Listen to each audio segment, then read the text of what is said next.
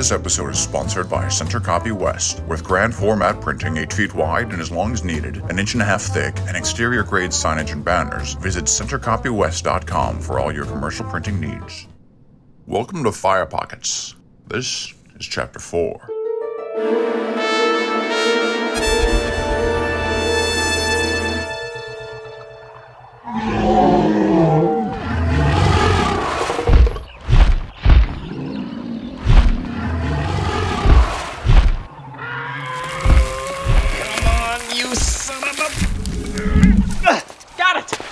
Okay.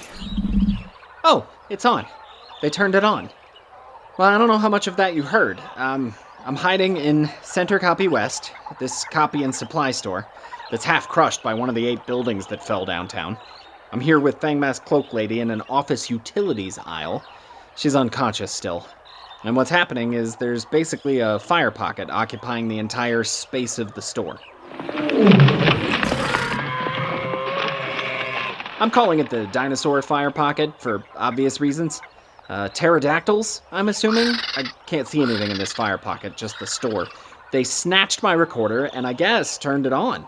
I just toppled their nest to get it back, I think. In reality, I climbed on top of aisle 9 and pulled down a ceiling fan, but it felt like a big bird's nest.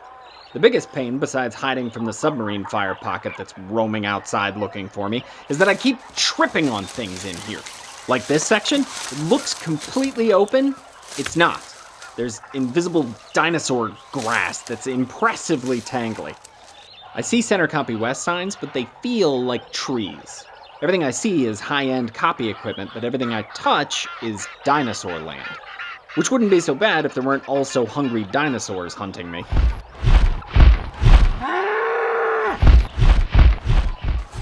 I'm just hiding with Fangmask Cloak Lady under a little fort that I made out of paper reams and chairs. I would go outside and leave the store, but then I'm abandoning Fangmask Cloak Lady, who, let's face it, at this point, she's my best friend. Also my mortal enemy, but I can't be choosy right now. And if I go outside, the submarine fire pocket people will get me. At least in here, I can defend myself. And Clippy, my little lobster pet. He loves it. He's just sitting on my lap playing with paper clips. I have a lap lobster. He likes to be rubbed. It's adorable. I'm hoping Fangmask Cloak Lady wakes up soon so we can do this interview. I want to know what the fire pockets are, what caused this apocalypse, who she thinks she's at war with, and how the calling scope can be used to fix things. For a minute I was like, go back to your apartment and keep riding it out, Danny. But when some of the fire pockets call your name begging, that just feels like a jerk move. I'm in this now. Calling scope or bust. Maybe I should shake her. Hey, lady, wake up. You have to do an interview. Wake up. Clippy, crawl around and pinch something that'll wake her up. Go on. There you go. He's looking. Uh-oh. Clippy restored her drum machine. It's not broken. Clippy, how'd you do that? Turn off the drums, buddy. I can't even find her drum machine. It's attracting the dinosaurs. Danny? You're awake. Danny, did you bring me into a dinosaur fire pocket like dinosaurs is what's happening? Well, yes. Ah! Clippy and Fangmask Cloak Lady just got dragged away by an invisible dinosaur. Probably. Some sort of something is knocking down the shelves.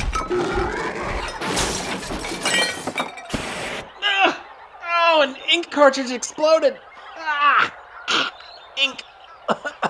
In my nostrils. And my teeth. I can't breathe. I gotta go outside.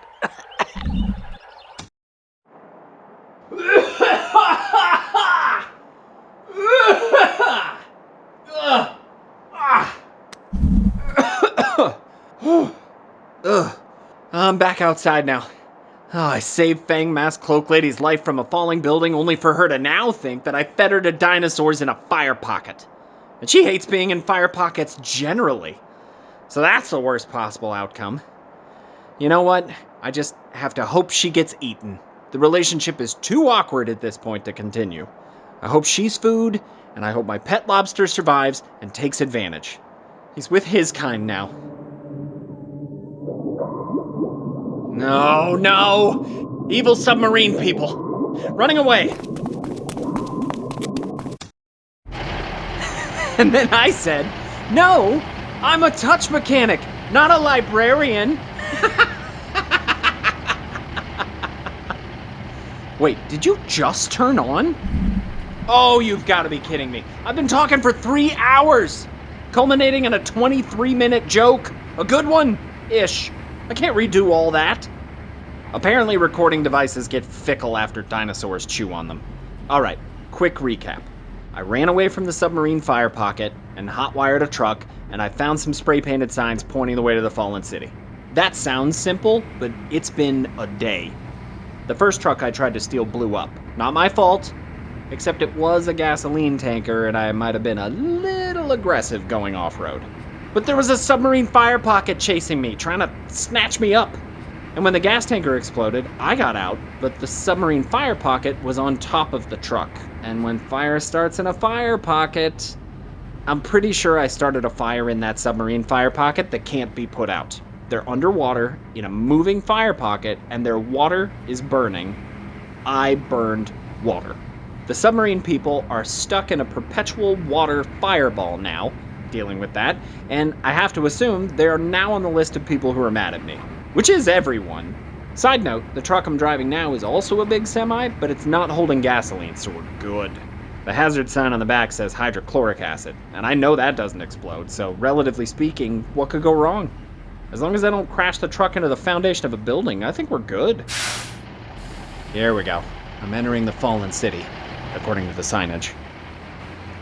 This is scary. This is scary. There are people laying all over the ground in very much the way that sleeping people do not. Tons of people. Hundreds. There's a circus clown standing in the road in front of me with a machine gun. That's not good. Ah! There are dozens of circus clowns! They're approaching the vehicle. I'm locking the doors. Checking the mirrors. They've rolled a wagon of some kind behind me. I can't back out. I'm driving a semi. I'm okay with the gears, but driving in reverse isn't really happening anyway. They're surrounding the truck, and they're all pointing toward the leader in the front. They want me to drive that way, slowly. Well, I'm doing it. When I say circus clowns, I don't mean brightly colored and hygienically sound performance artists who just happen to be creepy. I mean like former circus clowns who turned vagrant and got really dirty and never changed out of the costume. I assume it's just like a cohesive gang look to be frightening, and it works. So props to whomever organized this. The overall vibe is psychopaths who rolled around the street and want to do me harm. That with the guns and me having nowhere to go, I'm following the leader down the street. I'm doing what I'm told. Or so they think. I do have a truckload of hydrochloric acid and a track record of spilling things, so if I need to pull this red cord that says systems purge, I'm not 100% what it does, but I'm willing to find out. And they don't know what's in my truck.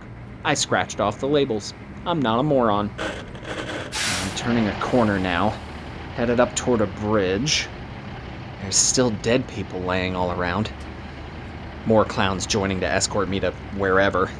I gotta say, if you're gonna take over your town in this apocalypse, no one will mess with you if you have a crazy clown community well organized.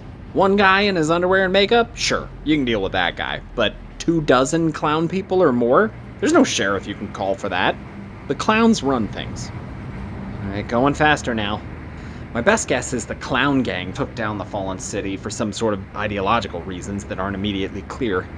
I just want to find the calling scope and figure out why the fire pockets want me to find it. If I have to deal with people who think it's Halloween all the time, at this point, it's better than being stuck in a fire pocket. Breaker, breaker. What? Idiot in the truck. Hello? Pick up the radio. Hi, this is Danny Vanderwilks. Who's this? Do you realize you're surrounded by a gang of clowns leading you to certain death? They want to kill me? Okay, you're stupid. I was wondering. Where are they taking me? And who are you? Call me radio guy. I'm in a building down the street. I watch the clowns do things pretty much all day. Great. Another crazy person. I'm not crazy. I'm a regular guy. In this apocalypse? Right. No, I'm normal. Everyone I've met has tried to kill me. Everyone in this apocalypse is crazy. I'd say if everyone tries to kill you, maybe that has more to do with you. No. It has to do with they wear fangs and have their own podcasts and shoot at me. And one guy wore a scuba suit and tried to feed me to lobsters. Really? Yes, really. Follow my Fire Pockets podcast. It's got the whole story. Well, maybe you're just a magnet for crazy. This has nothing to do with me. I am not a magnet for crazy. You're driving a truck filled with hydrochloric acid being followed by a group of homicidal clowns. How do you know what's in my truck? You scratched off the words on the tank signage, but they also use colors to indicate contents. Remember how I called you an idiot a minute ago? That wasn't an accident. Well, while you're hiding up in a building, I'm down here trying to make a difference. Idiot or not. How so? I'm looking for the calling scope. What's so funny? Everyone comes here looking for the calling scope. Sick people put out messages to come find it, and the clowns killed them. I laugh because it is amusing. See, you're not a regular person. You're crazy. Oh no, I'm completely regular.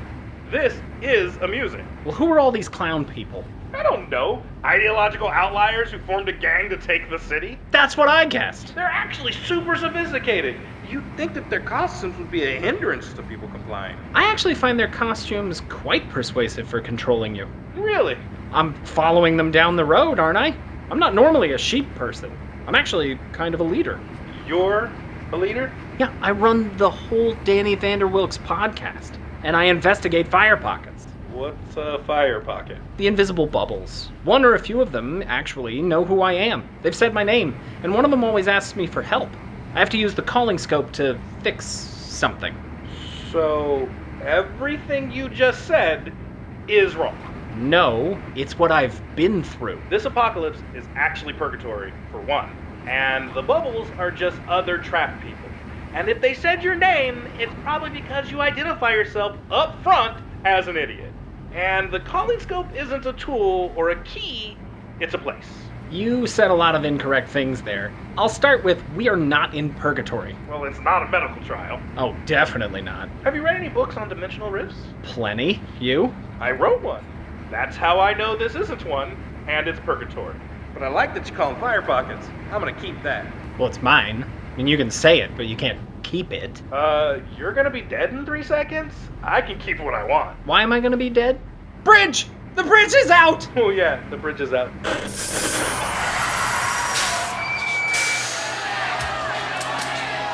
The clowns are pushing and rocking the truck. This is World War Clown.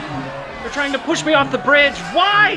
Because they're crazy! Well, why can't there be more people like you who aren't crazy? Because most people are suckers who go looking for the calling scope and get killed for sport. The truck is starting to slip. It's gonna be a big fall. Oh, there's lots of bodies down there. I'm pulling the cord. What cord? There's a red cord that says System Purge. Maybe don't do that? Why not? You might have hundreds of gallons of acid in the truck. And you aren't curious to see what kind of interesting colors that would make out of dissolved evil clowns? Oh, I already know it'll be rainbow swirl. But don't do it because you're right near the base of my building. Sorry, man. I'm pulling the cord.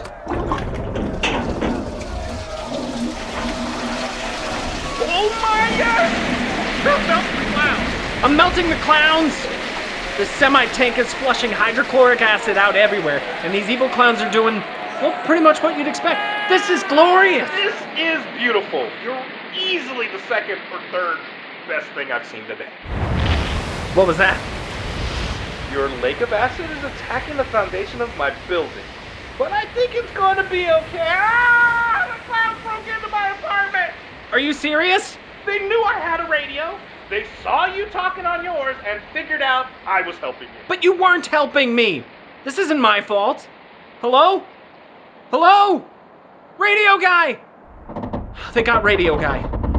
Oh no, the truck is tipping over the edge of the broken bridge.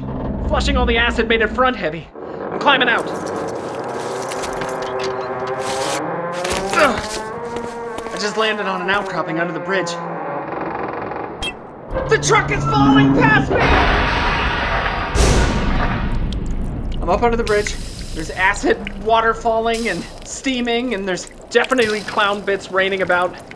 I'm gonna think about them as melted frosting, because that is more pleasant. I think I just melted maybe 60 clowns, but that poor guy on the radio, that was the first normal person I've met this year, and clowns got him for helping me, and he didn't even help. Okay, he did tell me the calling scope is a place, so that's compelling information, if true. I'm gonna hang out on my outcropping here until the acid goes away. I grabbed the radio and I jumped out of the truck in case anyone else is out there. Hello? Breaker? Whoa, you're still alive?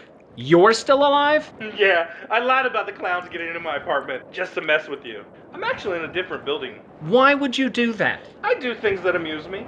You sound funny when you get freaked out. I wanted to milk it. Radio guy! Radio guy! You are not a normal person. I am, though. But you think this is purgatory. I do, but I'm leaning toward it's all a test. I think it's a test. I think I'm being tested. That makes no sense. If it's a test, I'm being tested. But you're not doing anything about the apocalypse. You're just sitting in your apartment. That doesn't mean it's not all about me. It just means that I'm not stupid enough to stick my head out until I know what's going on. So you're a coward. My city is overrun by clowns. Name one brave figure in real-life history who has ever faced an army of clowns. I don't mean just one guy in his underwear and face paint. No, fair point. I'll get to exploring when people settle down a bit. You're the most normal person I've met, and you just melted a circus gang with a truck full of acid, which I enjoyed. How about you take that radio with you, and I can tag along? What, like a sidekick? Yeah, you can go explore and tell me things like a sidekick. I'm your sidekick? That's my offer. Well, that's some bull. Do you know where I can find the calling scope? Yep. I heard you can only get there by using the submarine fire pocket. That's not confirmed, by the way. I don't know where the calling scope is. It could literally be down the street. But I do know people who have gotten there via the submarine guys. That may not be the only avenue, but it's a sure thing for sure. The submarine people want to kill me. I set the water in their fire pocket on fire. On purpose? No. Well, 80% no. Then you need to work it out and make friends. The calling scope is a place that if you go there, I'm told it can restore the world. Well, the lady on the bike said she's at war with the fire pockets and I should stay away from them. Did she try to kill you? Yes. Did I try to kill you? No, I get it. I should trust you over her. But how do I know you're not just out for your own agenda? I am. I'd like to leave my apartment. That can't happen until someone makes the calling scope work and fixes the world. People have tried, but I haven't heard the fire pockets call anyone's name. Maybe you are special. You led me to believe they call my name just because I volunteer it too early in conversations. That's a reason, but also you could be important. Yeah? You're not just messing with me? You sound like you're messing with me. I just sound like that. I can be generally misleading and contradictory, but I do it to reach a specific outcome. So when all the chips fall, I'm on balance a good guy. Ah! Radio guy? Are you okay? Are you in trouble? I'm in a stairwell going to what I think is Radio Guy's apartment. I recharged my recorder's battery for a minute there. He said he was in trouble for real this time. That's why he started yelling. Okay, I'm in his hallway. He said apartment 25G. Here we go. Radio Guy? Are you in there? Putting my ear up to the door. There's a fire pocket in there. Radio Guy! I'm kicking the door open! Ah! Son of a... The door didn't move. That really hurt. It's unlocked. Oh, well, that's great. Radio Guy? There's music playing, but there's no one here. I don't even see a speaker. It's an empty apartment. Bare bones, like people tore out most of everything of value except for half of the living room. Radio Guy? You're in the right apartment. Where are you? I'm here. I wasn't completely honest with you. I'm actually stuck in a fire pocket, and it's not purgatory. It is another dimension. You lied to me? Think of it as an ongoing personality test. It's how I fill people out. Ah! What was that? I'm trying to shake your hand. Well, I can't see you. No, because I'm from a fire pocket, and you're not. You can't see my world. What kind of world are you in? A video game and pizza club. Your fire pocket is a video game and pizza club? No, I'm from another version of Earth that's pretty much like yours. Our dimensions just happen to rub up against each other in this one spot, which is the bathroom stall in a video game and pizza club. So every time I come here, I can see into your world, but I have to do it from this one bathroom stall. You're lying. How am I lying? When I'm inside of a fire pocket, I can't see what's there, but I can feel everything. There's no bathroom stall here. I'd be bumping into it. And the angle of your handshake was all wrong and wouldn't work in a bathroom stall. Elbows would have bumped the wall. Shoot. Okay. Where are you really? Just here, in this apartment. You just can't see me. I'm not really from another dimension. I'm from the same place as you. I just got sucked into a blank, echoey fire pocket with most of my apartment. But not all of my stuff. And I'm trapped in this small bubble I can't get out of. I just played video game pizza club music because I wanted you to think I was cool. You thought that would make you seem cool? Video games and pizza are cool, and there should be a club for them. I see. So you're in a fire pocket jail in your own apartment, and I'm standing in it, but I'm not getting sucked in there with you? Basically. And the bubble is small. See that wall where all my stuff is still there? Yeah, the kitchen's torn out, but the living room is still mostly here, with a bunch of Blu-rays. Can you bring the Blu-rays over? To here? I screamed before because I realized that my collection from R to Z didn't get sucked in here with me. And all my best stuff is alphabetically from R to Z.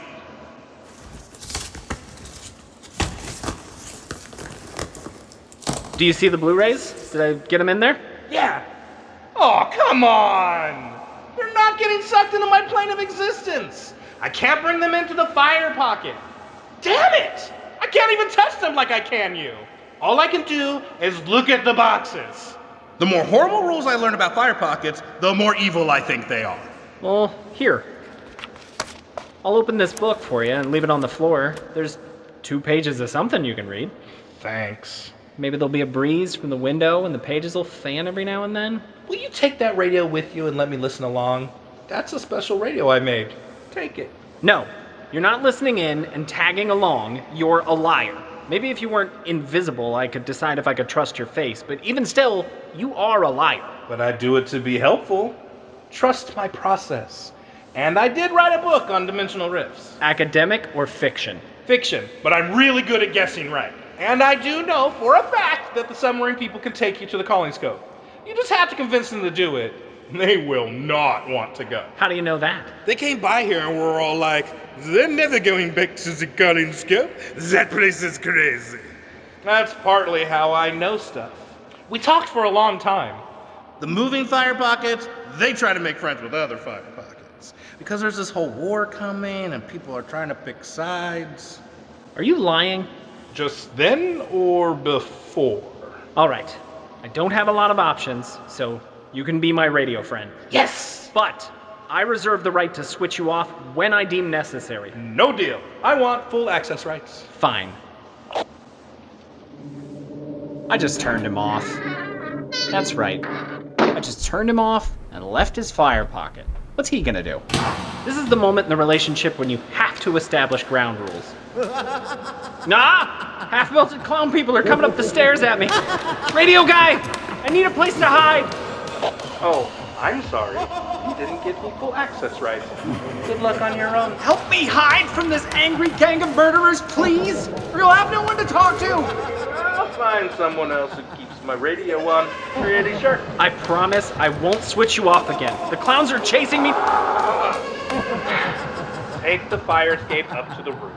My neighbors used to be these base jumper idiots who always jumped off the building. I'm pretty sure they stored some gear up there. Unless they stopped paying their locker fee. In which case, Clara for sure threw their parachute. Fire escape! You want me to put on a parachute and jump off your building? If there's still a parachute up there, yeah. The clowns don't have parachutes, Danny. Actually, I think one of them does. 2 of them do. Ah, my neighbors joined the clown gang. I figures this should be exciting for me. I'm on the roof. I see the storage units. They're locked. Is 0001 That's the combination. for the whole community unit. Don't get me started. Opening. The clowns are coming up the fire escape. Putting the parachute on. Have you ever put on a parachute before?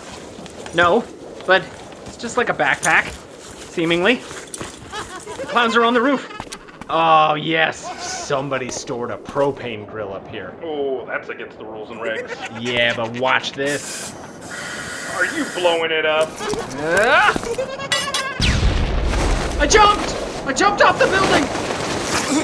What happened? Two things. I put the chute on wrong, and I'm falling zigzaggily, but I threw the propane tank at the clowns, and that worked. Two of them have parachuted and are chasing me, but they're on fire. Excellent. I really hope those burning clowns don't parachute into some kid's birthday party. No one's throwing birthday parties. No, but if they were. It would be awful. Building? Building! Danny, did you just parachute smack into a building? Did I forget to tell you how to steam? Danny, wake up! You're falling! Your parachute snagged on a bridge. I can see you from my apartment. Looks like the clowns aren't a problem for you now. But there's a lady with a cloak on a motorcycle driving towards you. It looks like she has a fang mask? That isn't normal. She has her own soundtrack? Danny, you need to wake up. I can't help you unless you wake up. Danny!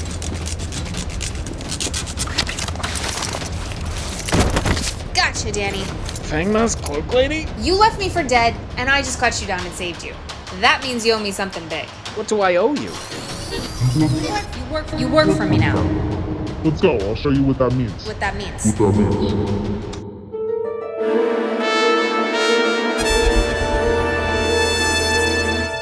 Find out what happens next time on Fire Pockets, Chapter 5.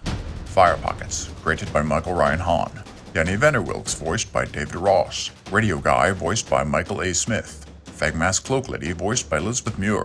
War Drums by JMag713 Pawn 5. Theme song and other music by Noel Melanio. This episode sponsored by Center Copy West.